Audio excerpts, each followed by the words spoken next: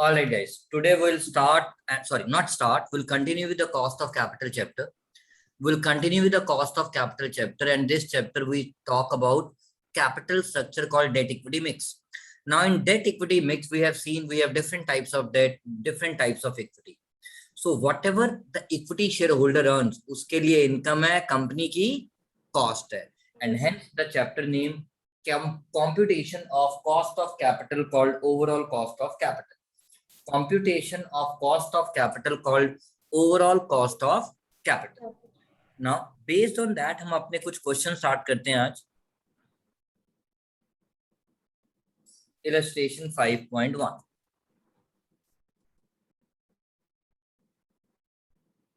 Now, when you talk about illustration 5.1, and before I start discussing this, I have discussed one point in the last class. Whenever debt oblique preference is issued at par and there is no flotation cost, whatever is the rate of debt or rate of preference becomes cost of debt before tax, or preference में तो before tax after tax कुछ होता ही नहीं. So I repeat once again, whenever a security is issued at par and there is no flotation cost, security here means debt and preference shares, क्योंकि उन्हीं का rate prefix होता है और किसी का rate prefix नहीं होता. Now first part says, assuming that the firm pays tax at 30%, compute the after tax cost of capital in the following cases. Now, after tax cost of capital in the following cases when we talk, first is 14 point preference shares sold at par.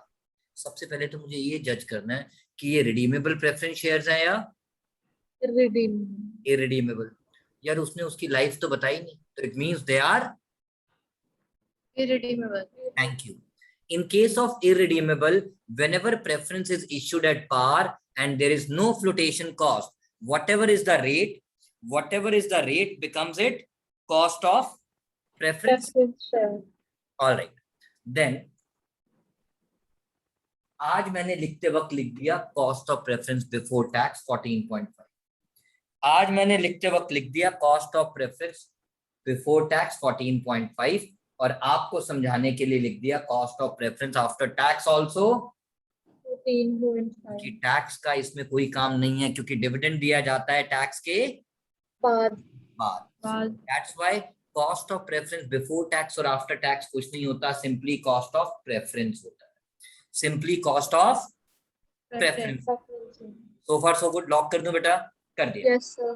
The first part over. Now let's come to the second part. A perpetual bond. Again, when you say bond is a part of debt. Yes sir.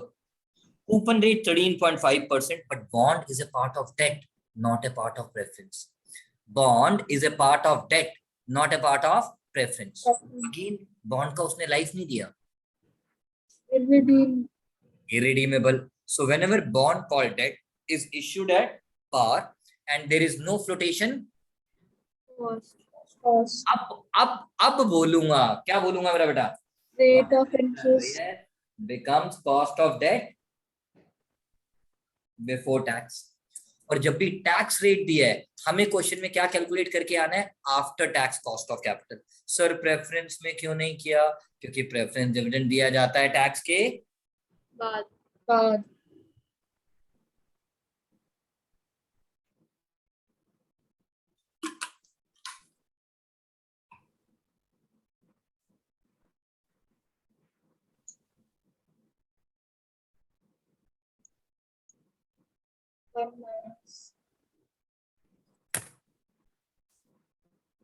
So 40% है. Tax rate 40% है मेरा बेटा.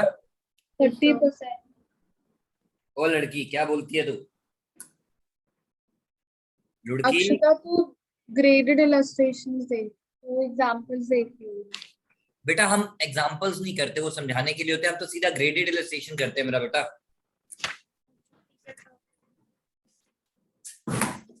ठीक है? So हमने इस question के through prove कर दिया जो बात हमने कल लिखी थी.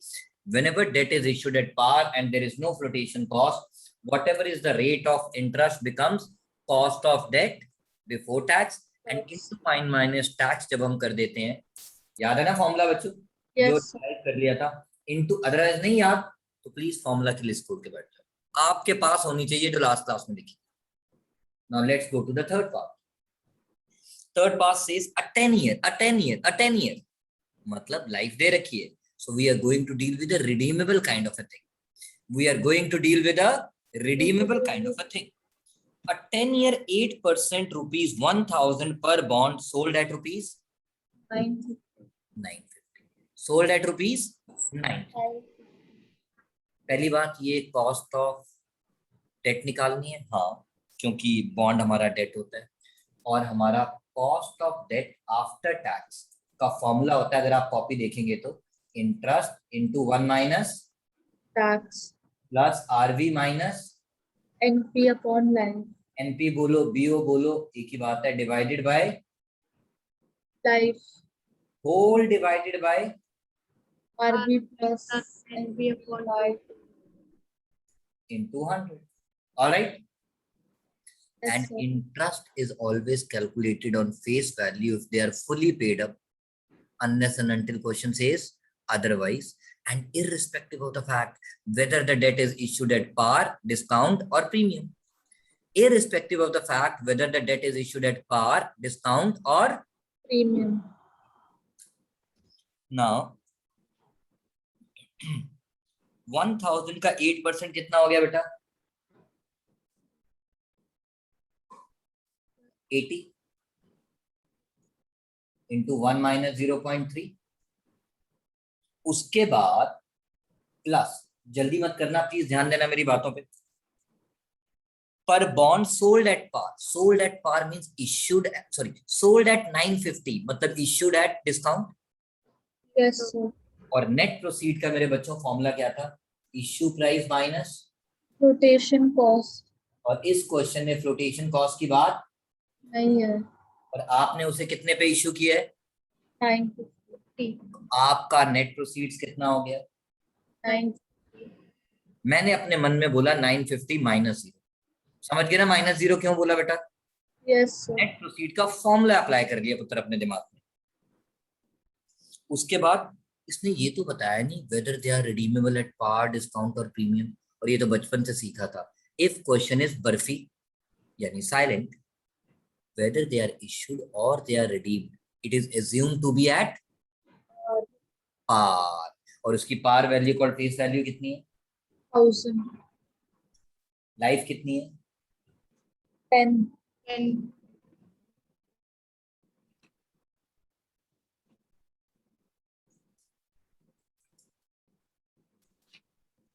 So far so good.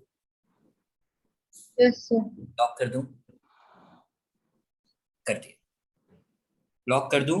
कर दिया ना। अब इसका आंसर निकाल लेते हैं फटाफट से। अगर बुक में सॉल्व इलस्ट्रेशन ही है हमारे पास तो जस्ट टू सेव टाइम बच्चों, इन्होंने ये नीचे गलती से बुक का आंसर जब देखोगे यहाँ गलती से माइनस का साइन लगाया हुआ है, इग्नोर कर देना, किया उन्होंने प्लस ही है पुत्र, ठीक है? Okay, sir.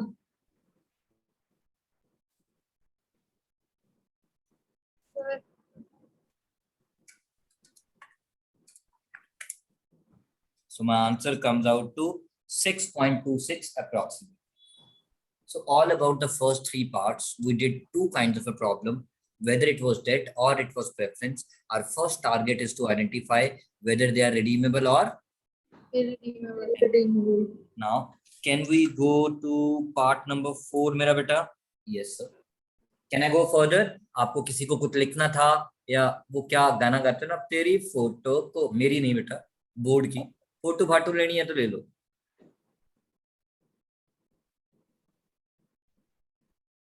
डन? सर एक डाउट है अरे बोलो ना। सर, आरवी मतलब redeemable value. Redemption value, yes बच्चों, आरवी स्टैंड्स कल लिखा नहीं था मेरे बेटे ने? सर लिखा था, बट जैसे हमने इशू किया है 950 डिस्काउंट पे, और जब हम रिडीम करेंगे तो हम फुल वैल्यू रिडीम करेंगे। एक बात बताओ, आपके पास पेपर 1000 रुपीज का है,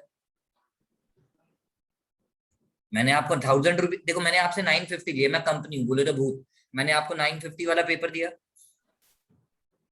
यस सर। नहीं, मैंने पेपर 1000 वाला दिया, पैसे 950 दिए, राइट? हाँ। अब आप कल को मुझे जब पेपर वापस दोगी 1000 वाला, आप मुझसे कितने पैसे मांगोगे? 1000. 1000. So that is why it was the assumption. If question is silent, when they are paid back or they are redeemed, they are redeemed at Full Thank value. clear है पुत्र मेरी बात? Yes, sir. All right. चलते हैं पुत्र point number 4 पे।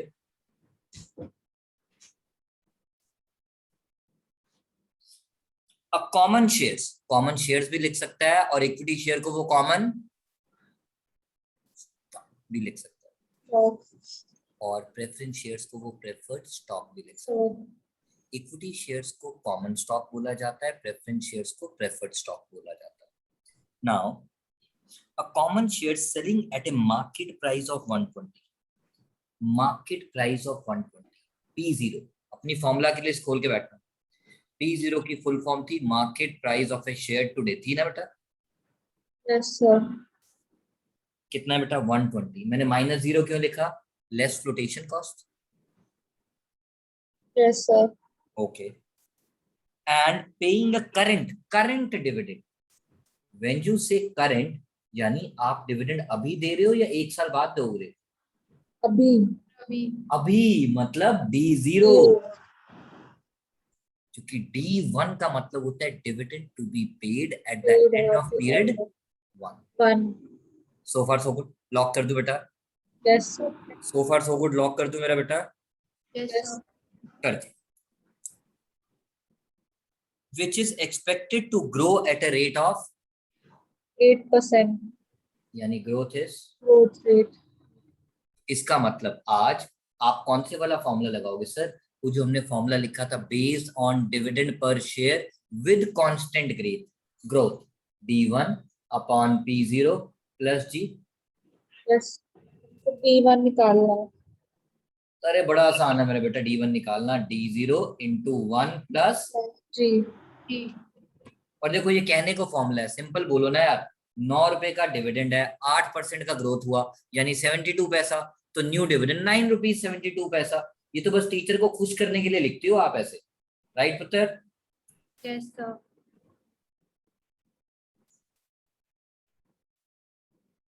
अब आपने इसको सॉल्व कैसे करना है, जरा कैलकुलेटर हमेशा अपने पास रखा करो। पेपर में ना हम कई बार गड़बड़ कर जाते हैं। आप सबसे पहले क्या करोगे, मेरी बात सुनते जाओ।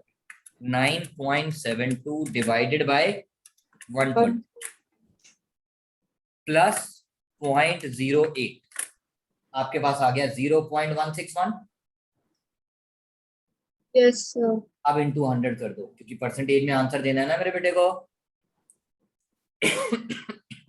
Yes. तो आप परसेंटेज से मल्टीप्लाई बेटा सबसे लास्ट में करो तो ज्यादा बेटर। सो फार सो गुड, लॉक कर दूं? Yes, sir. So far so good, lock कर दो बेटा? कर दिया ना। पॉइंट नंबर 5 पे आ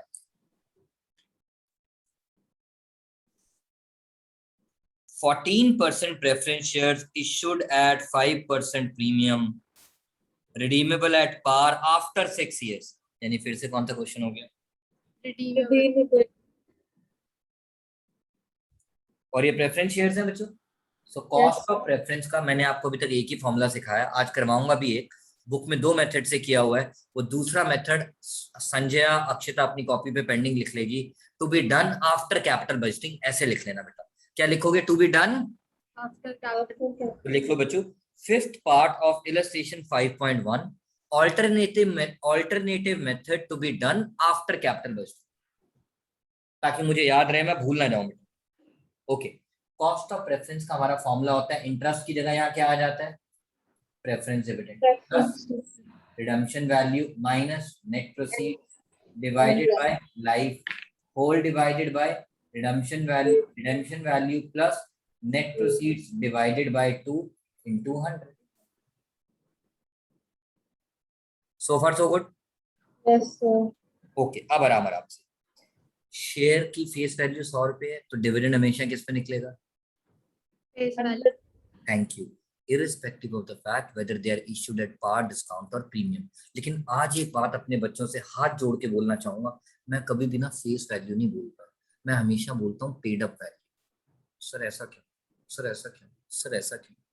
रीजन बच्चों, 100 रुपए का शेयर है, अगर हमने 80 कॉल्ड अप किया है अगर हमने 80 कॉल्ड अप किया तो लायबिलिटी कितने से बनी? 80. तो फिर डिविडेंड भी तो 80 पे दोगे। आपकी किताब में लाल पीली नीली हरी जितनी भी बीकॉम और सीए की किताबें हैं, गलती से सीए भी पढ़ाता हूँ, उनमें लिखा ही नहीं होता 90% क्वेश्चन में, तो हम एज्यूम कर लेते हैं they are fully called up, fully paid up. इसीलिए हम हमेशा किस पे निकालते हैं? Face value. अदरवाइज अगर face value fully paid up नहीं है तो फेस वैल्यू पे डिविडेंड नहीं निकलेगा, सिर्फ उस पोर्शन पे निकलेगा जो वो कंपनी को पे कर चुका है, जो कंपनी का लायबिलिटी बना है। सो फार सो गुड पुत्र, लॉक कर Yes. दो। बेटा 1 मिनट रुक जाना, एक अर्जेंट कॉल आ रहा है। हेलो,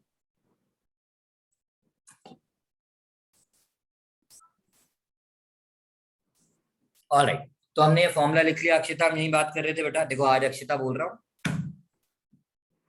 सो 100 का 14% कितना हो गया पुत्र? 14, और डिविडेंड के साथ इंटू 1 माइनस टैक्स। अरे बोलो बोलो, कुछ तो बोलो। नहीं होगा सर. नहीं आता, डिविडेंड दिया जाता है टैक्स के बाद. डिविडेंड दिया जाता है टैक्स के बाद। अब चलते हैं आगे। फ्लोटेशन कॉस्ट इज ₹8, देख लेते हैं। अरे बाप रे, dividend distribution tax, please underline the word अपने दिमाग में। डिविडेंड डिस्ट्रीब्यूशन टैक्स कितना बेटा? 15%. 15%। अब आपको प्लीज याद है, जब हम कॉस्ट ऑफ सॉरी लिवरेज के क्वेश्चंस करते थे, हम लिखते थे प्रेफरेंस डिविडेंड अपॉन 1 माइनस। पता है क्यों लिखते थे? To calculate pre tax dividend, to calculate pre tax dividend. हमारा डिविडेंड कितना बेटा इस क्वेश्चन में? 14 है सर. 14 है। और हमारा डिविडेंड डिस्ट्रीब्यूशन टैक्स कितना है बच्चों? 15. हाँ बेटा, 15%। हमारा डिविडेंड डिस्ट्रीब्यूशन टैक्स है 15%। अभी आराम आराम से बात करते हैं, फिलहाल आगे चलते हैं। रिडेम्पशन वैल्यू कितनी है इस केस में संजय? इस क्वेश्चन में रिडेम्पशन वैल्यू कितनी है? 100 ही होगी. हाँ बेटा, 100 ही होगी. 105. 100. कौन बोला 100? और संजय. बिल्कुल सही बोला संजय, 100 क्यों? क्योंकि अगर क्वेश्चन साइलेंट होता है they are assume to be redeemable at. और बच्चा क्वेश्चन में गिवन भी है कि रिडीमेबल एट पार है. ओके, अब इधर देखो बेटा, सबसे पहले कुछ चीजें निकालते हैं। नेट प्रोसीड का फॉर्मूला क्या होता है बेटा? Issue price minus quotation. तो बताओ इश्यू प्राइस इस क्वेश्चन में कितना है? 105. 5. और फ्लोटेशन कॉस्ट कितनी है? 8. तो हमारे पास नेट प्रोसीड इस क्वेश्चन में कितना आ गया बेटा? 97. क्वेश्चन साइलेंट है तो they are redeemable at par. Life 6. और वो क्या कहते हैं ना, जिया बेकरार है मुझे इंतजार है। किसका? प्री टैक्स डिविडेंड का। किसका पुत्र? Pre tax.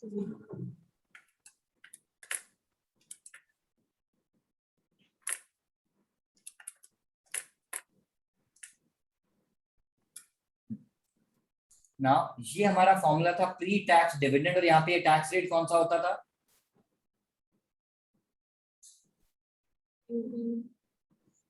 Income tax rate, right?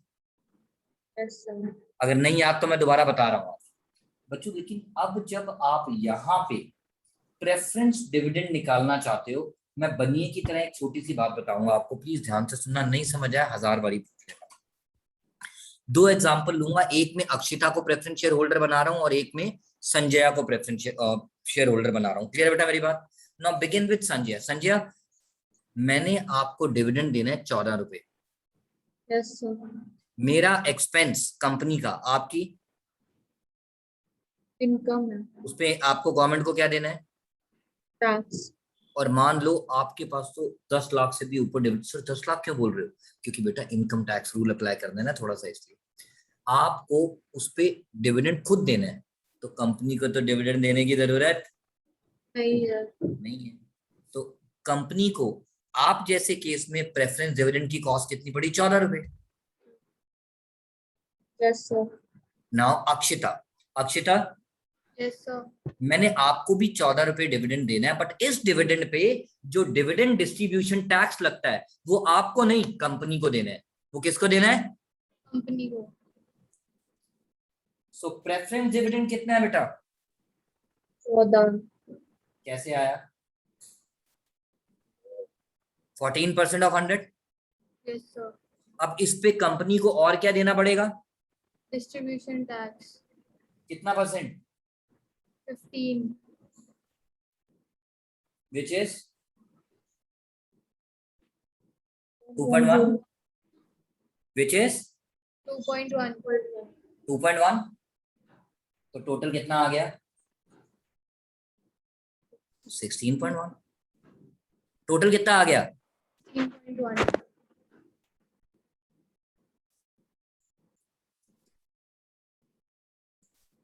मैं आज कर तो रहा हूं बेटा, आज इस क्वेश्चन से रिलेटेड एक छोटा सा पॉइंट समझाने की कोशिश करूंगा। अपने अपने स्कूल में पूछना, मेरी गलती होगी मैं मान लूंगा यार, मैं गलती मानने से पीछे हटता ही।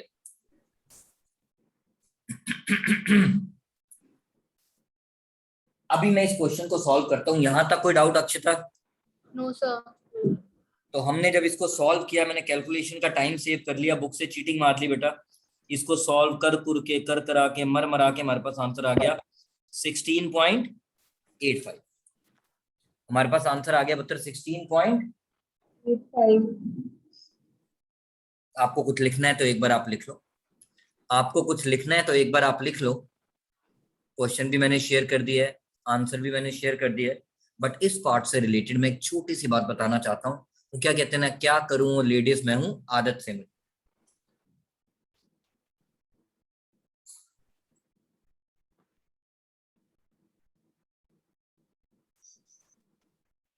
चलूं आगे संजय? Yes, sir. संजय एक छोटी सी बात बताना बड़े प्यार से, अब ना थोड़ी देर के लिए आप बन जाना कंपनी। आपकी कंपनी ने 100 रुपए कमाया, कितना कमाया? 100. This 100 is exempt from income tax. समझाने के लिए बता रहा हूं बेटा, this 100 rupees is exempt from Income tax. इसीलिए आपको इस पे टैक्स देने की जरूरत नहीं है. नाउ। अब आपको प्रेफरेंस शेयर होल्डर को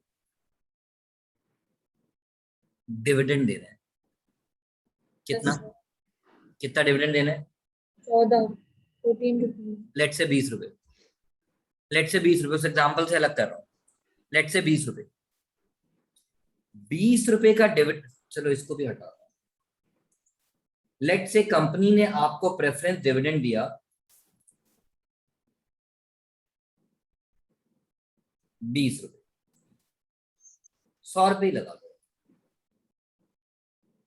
तो अब कंपनी के पास कितने पैसे बच गए? 0. 0।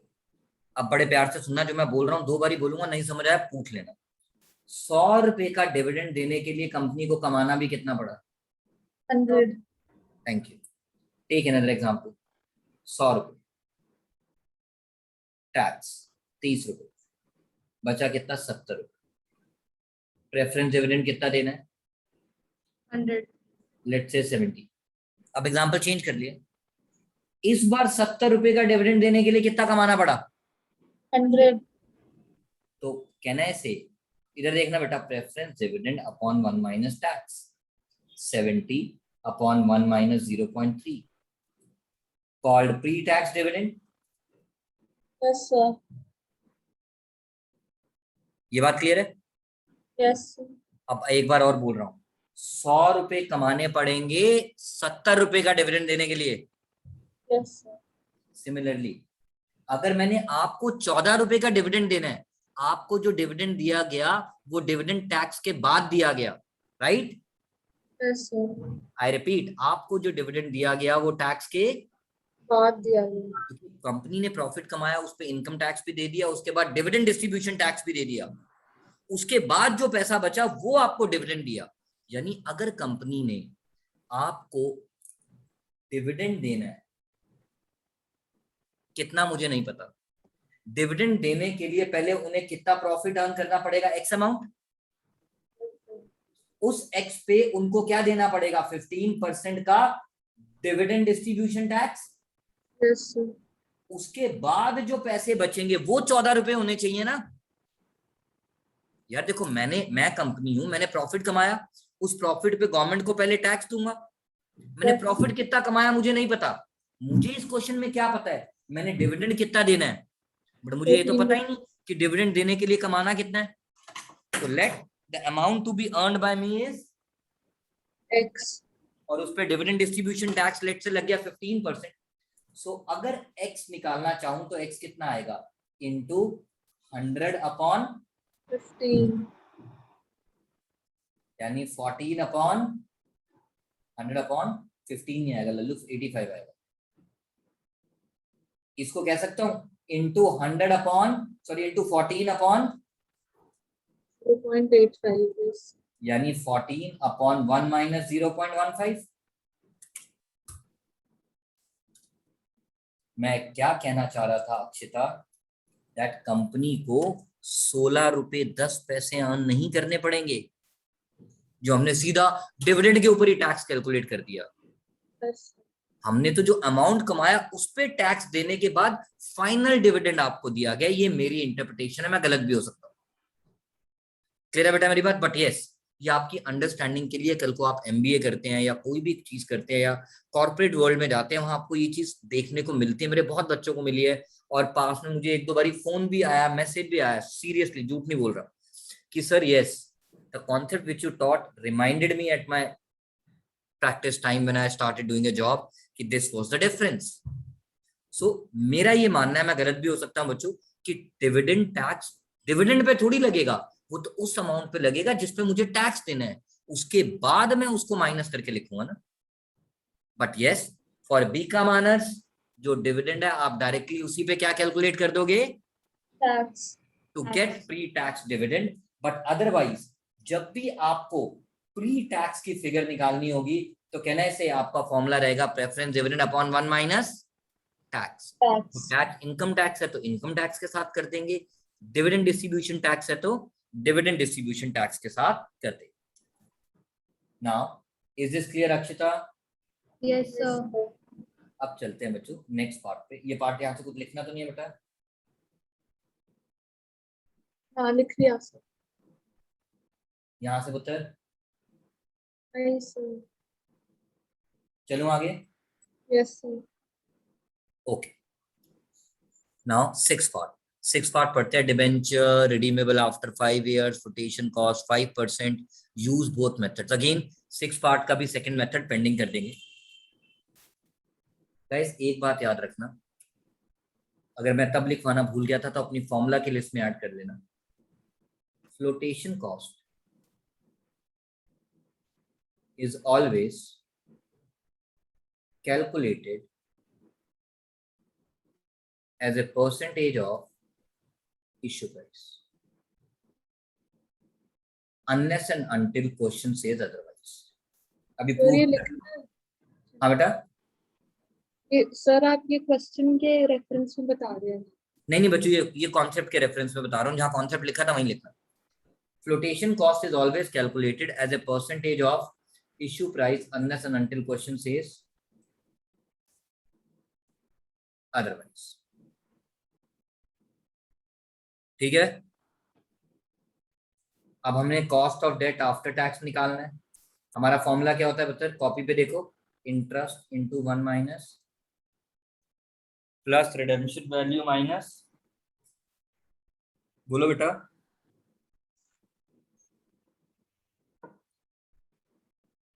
कहाँ गई Akshita? NP sir. Divided by Nice. Whole divided by P plus NP by 2. Into 100. Alright. Now हमारे डिबेंचर की फेस वैल्यू कितनी है? 1000. रेट ऑफ इंटरेस्ट कितना है? 12%. Which comes out to 120।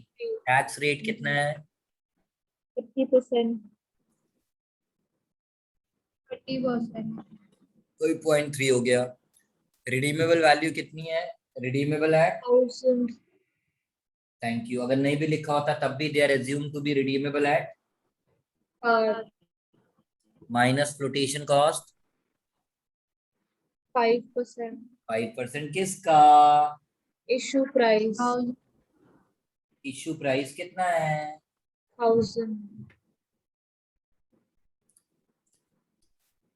Face value 1000 is thank you.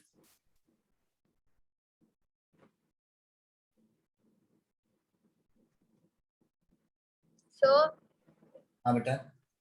Sir अगर इसमें भी ऊपर वाले की तरह डिस्काउंट या फिर प्रीमियम पे करते तो फिर जो प्रीमियम लगा के अमाउंट आता उस पे हम निकालते फ्लोटेशन कॉस्ट। मैं आपने मेरे क्या कहते हैं बात जो दिल को छू गई, आपने तो मेरे मन की बात छीन ली बेटा। आपने तो मेरे मन की बात छीन ली। सर बड़ा ही गंदा पीजे था। डिवाइडेड बाय लाइफ कितना है बता? 5. होल डिवाइडेड बाय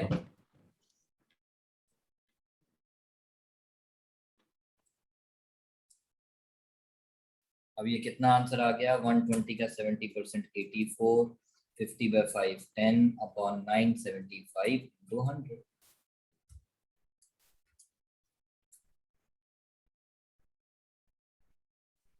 इसका भी सेकंड मेथड बेटा पेंडिंग कर दो क्योंकि मैंने अभी कैपिटल बजटिंग नहीं पढ़ाया। So all about this question, all about the first question. Through this question हमने छोटी छोटी बातें सीखने की कोशिश की, like issue price can be more than face value, less than face value, equal to face value, but interest and discount are calculated on face value to the extent it is paid up. To the extent it is paid up, then flotation cost is always calculated as a percentage of issue price. So far so good बच्चा बाटी? Yes, sir.